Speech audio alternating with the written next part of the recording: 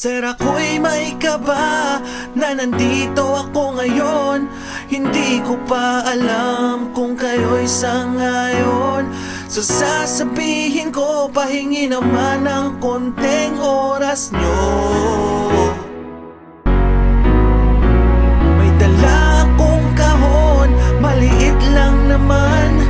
Gusto nyo bang makita ang nilalaman? Kung pwede lang sana makuha ko ang kanyang kamay at tumaas ang pumayag ka.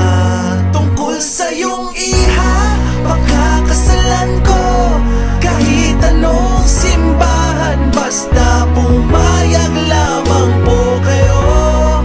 Iibigin ko siya ng habang buhay. Gagawin ko siyang reyna sa kaharian ko.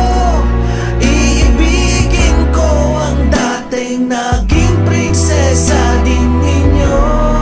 Di ko mahintay, kasabay ang kamay nyo, itay sa kasal ng iyong dalaga.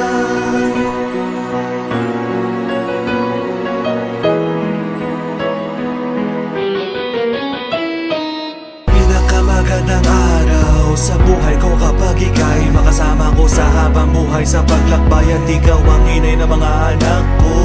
Dito mo malalaman ang bawat tagumpay ng pag-ibig nating hawak ng dalawa. Huwag kang mag-alala kapag ako nandito.